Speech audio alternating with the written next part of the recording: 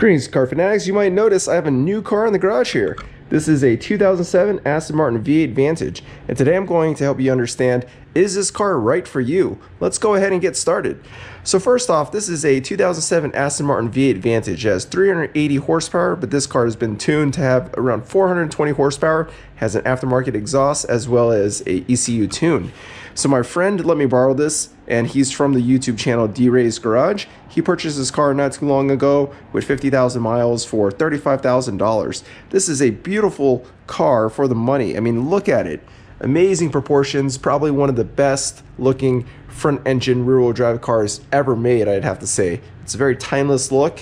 You can imagine James Bond in it. But yeah, let's go ahead, walk around the car, take a look at it, and we'll talk about, is this car right for you? Alright, so let's take a look at what's under the hood here. This is a 2007 model. It has the 4.3 liter V8, which puts out 380 horsepower and around 305 foot-pounds of torque. And as you can see here, the engine is actually mounted behind the axle.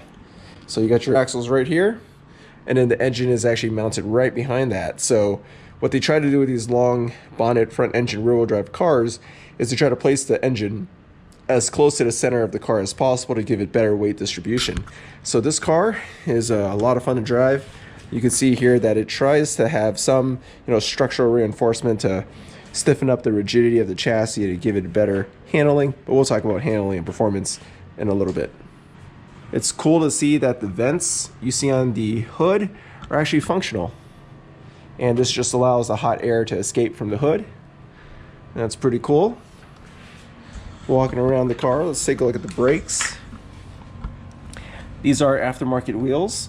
I'm not a huge fan of this three-piece look. I don't know if they're actually three-piece wheels or if this is just a style. I really like the original wheels a bit better, but overall it doesn't look bad on the car. You got these slotted brake disc, and then you have these 4-piston calipers. They look like Brembo calipers that have just been rebranded with the Aston Martin name on them. And just from driving the car, the feel of the brakes are really good. I even just got on it, stabbed the brake pedal, and the car comes to a stop really nicely with these brakes here. Going around back, you also have a 4-piston caliper setup. Nothing too different from the front, and you do have this disc brake parking brake, which is a bit different than other cars, so that's kind of interesting to see. And then let's walk around here and take a look at the boot. You actually have a nice size trunk in the back here. You can fit a lot of things. I mean, you could easily fit a couple carry-ons. Then you actually have this shelf space that goes even further back. You could easily fit golf clubs, a couple carry-ons, plenty of space in this trunk. All right, let's go ahead and close the trunk, and you'll notice some interesting touches on the Aston that really show its handmade quality. You got this leather strap that you use to kind of close down the trunk. And a lot of people don't know, but this car is actually handmade.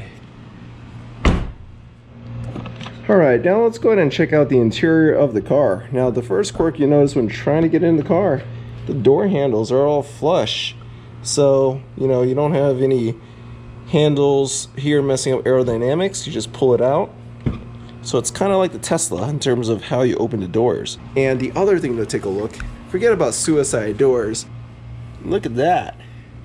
The door opens upward, and the clearance right here is pretty high. So if you have a curb or something like that, you don't have to worry about your door catching on that curb and getting scratched. Now, looking at the Aston, you're going to notice other things that make it unique. So one thing I like is how the armrest over here, you have this exposed kind of metal that's painted in this navy blue color. I think this is an interesting touch, and it makes the car feel a little bit more like purposely built as a race car. But the funny thing is, this is not a race car by any means. This is a GT car, but I think this is an interesting touch. You have this metal exposed beam. That's pretty cool. You have these doors that are beautifully stitched in leather, and despite its age, it's a bit dirty right here, but the leather and everything is holding it really nicely, and you can even see the stitches here. They're not perfectly straight because this is a hand-built car. And then coming into the car, I like this metal finisher because it does give you that kind of race car feel when you get in. It does make the car feel a bit more purposely built. And then what you'll find here is the e-brake. Yes, the e-brake is on this side. So the e-brake is engaged right now. If I were to lift it up and press on the button and then put it back down, that would disengage the e-brake. But essentially, you pull the e-brake up to engage it, and then you put it back down to get it out of the way so you get in and out of the car. All right, we are now inside the Aston Martin, and my initial impressions is the interior definitely feels dated, especially with this center stack over here. It's really reminiscent of something from like the early 2000s, but everything else is still very high quality. When you sit in here, the seats are very plush and comfortable, and the leather is in really good shape. Everything just feels nicely put together, except for the center stack. It definitely looks dated. You have your seat controls right here in the center console, so this is how you adjust your seat, and it's the same on the passenger side. And then you have your climate control here, which is quite old school. A little dial for the temperature. You can adjust the direction the air is flowing, and then the fan speed. I guess you could put a SIM card in here and connect your telephone. And then this stereo system is really ridiculous. I mean, you do have this tiny screen. You don't even have navigation in this car. Now, there are some later models that had navigation, and you had a little unit here that popped open, and that gave you your navigation. But this car doesn't have it, and quite frankly, it is better off that way because you don't want that old school navigation here. It's really useless. All right, in terms of other storage, you would think this armrest opens up, but it doesn't. It feels like it opens up, but it doesn't. So you don't have any storage there. You have an ashtray here in case, you know, you're James Bond and you want to have that cigar. You have a glove compartment, which is pretty small. I mean, I guess you could fit some papers and stuff like that, but it's not very large at all. And then the headliner here, you have your nice Alcantara headliner. Everything feels good about it. And then this is really hilarious. Let's take a look at the sun visors. Look how tiny that is. This thing right here at the peak is maybe 3 inches tall. This is a really tiny sun visor, but the windshield is pretty raked. So if the sun is coming right here, perhaps the sun visor will help a little bit. And then you have your mirror here, right? And this is if you want to check yourself out. But here's the funny part. You can't even see yourself. You actually have to move over to the side if you want to see if, you know, you have some food stuck on your face or something like that. All right, let's go ahead and start the car up. You turn the key all the way over here. You then press this button. One thing I noticed is that visibility is nowhere near as good as the 997. You definitely have the higher engine in front of you that makes it harder to see exactly the end of the car. So that's one thing that's a bit different here. Now the shifts are definitely a bit longer and more relaxed. I think the feel of the car definitely feels a bit more claustrophobic in this car than in the 997 with the back seats. So you do have to get used to that. This is a two-seater and it's a pretty small car. I believe the car weighs something around 3,600 pounds, so it's not light by any means, but at the same time it's not really a huge car either. Alright, and I think at the low end, this car definitely feels a bit torquier than the 997. It's got the V8, even though its peak torque isn't more than the torque on my 997, the low end feels a bit more responsive. This car does come with 380 horsepower stock, and it later was bumped up to, I believe, 420 in the either 2008 or 2009 model. And according to D-Ray, this car has an exhaust and ECU tune, which should put it around 420. Let's go ahead and just test out the power here.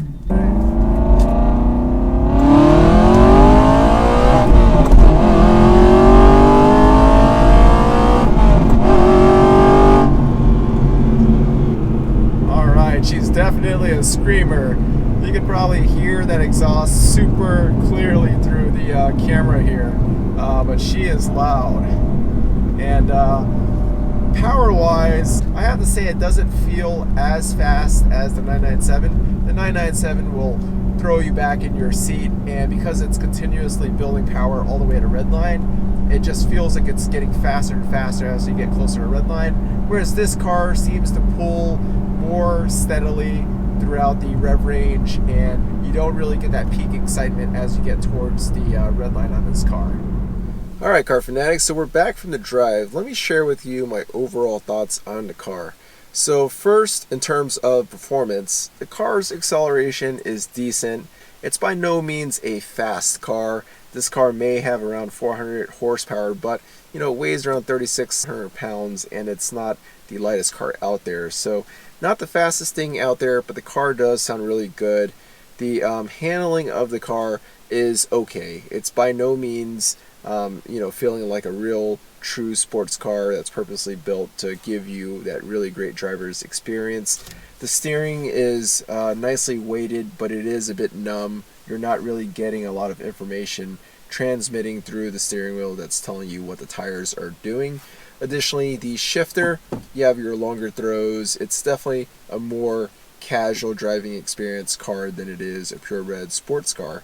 With that being said, let's move on to the next department where this car really excels, which is comfort. The car is extremely comfortable. Everything feels nicely built, and the other thing is the car is actually very quiet.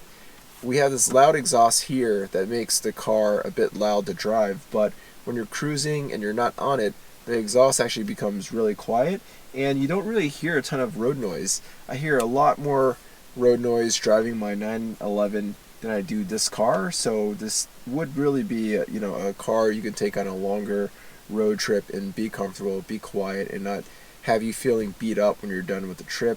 As we saw with checking out the boot, it's very practical. You can put a lot of stuff, for more than enough stuff to carry for two people and go on a day trip or a short road trip. So the car really does well in the comfort department. And then I think the other piece to talk about here is just the value of this car. At $35,000 for a 2007 model with just 50,000 miles in the condition this car is in, this is a bargain.